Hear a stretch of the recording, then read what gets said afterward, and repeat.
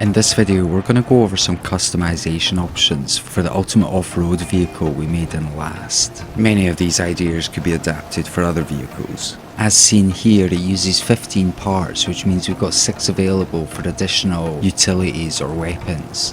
6 might not sound like much, but there's a lot we can do with that. So let's have a look. One thing to note is the version of the vehicle you see here has been tuned, meaning the position of the small wheels have been adjusted to optimise for maximum ride height in that middle back wheel, which should help overcoming rough terrain. Basically the small wheels are squashed down even further underneath the pole. It's much more difficult to build, with you having to angle the chassis in order to get the small wheels in the right position. Another minor change is swapping out the metal pole for a stone one. Less metal on the vehicle usually means less lightning.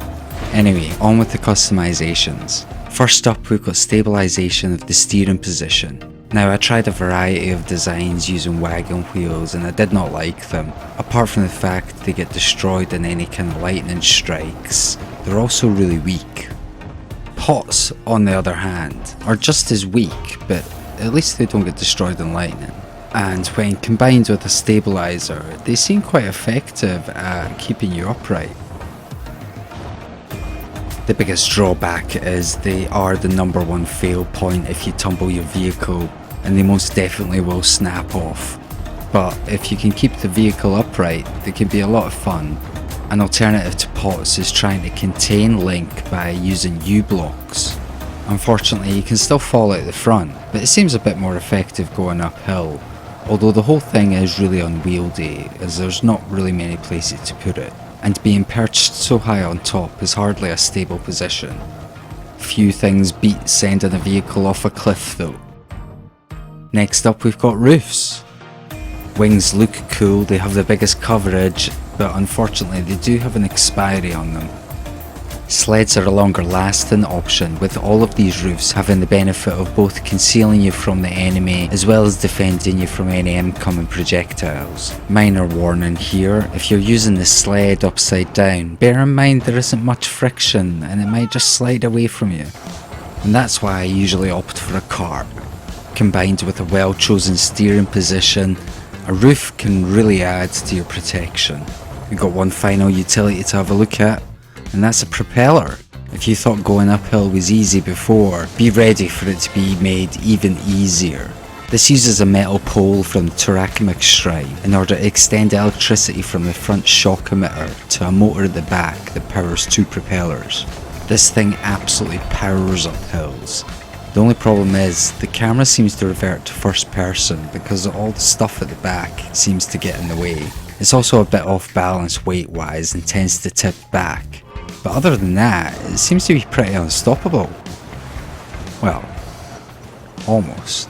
Next up, we've got the good stuff, probably what everyone's been waiting for. Weapons. Here we've got the front spikes mounted to a spring, which is possibly the least effective weapon I've ever used.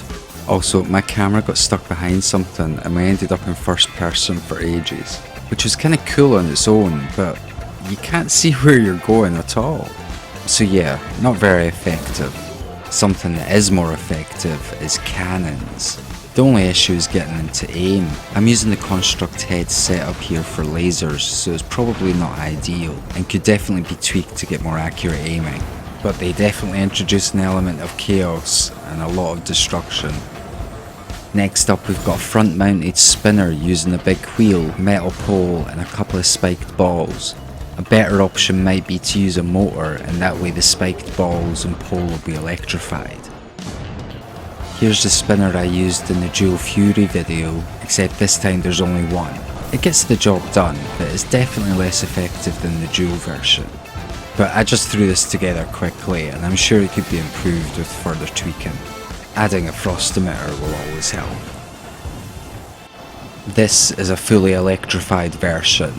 Built from the ground up using a square metal pole instead of the hook, this thing can be fully electrified with spikes for maximum chaos. This version has a motor on front spinning spikes as well as spikes winged out from the sides. Shock resistant food or upgraded rubber armour is a must for this one. And this version uses motors to add some kinetic energy to the side spikes. I didn't do a very good job of ensuring ground clearance on the side spikes, so they kind of interfere with driving a bit, kind of helping in one case and hindering in another. The shock emitter is extremely effective at stunning enemies though, and with so much metal on the vehicle, it's really good at attracting lightning. We've saved the best for last, lasers. Here we've got a dual pulse laser annihilating a moblin, and with the cart as a roof, the lino can hardly even see you. But why only have 2 pulse lasers when you can have 3? Although you'll have to do without a roof to achieve this, it might be worth it for the extra damage. Might even make you brave enough to play chicken with a Molduga. That's not the only thing you can do with lasers. Here we've adapted a crank mechanism similar to a previous video. This wasn't as effective as I hoped, but I really didn't spend a lot of time tweaking it. It also uses a lot of parts, limiting how many lasers you can use. No such trouble with the pulse laser though, and here's our 4-way version. These things are awesome, perfect for some nice relaxing Lizafos tail farming. It certainly makes the whole process a lot easier. So there we have it, a whole selection of customizations you can use for the off-roader, or any vehicle for that matter. Feel free to get creative and let me know what you think. Cheers, bye.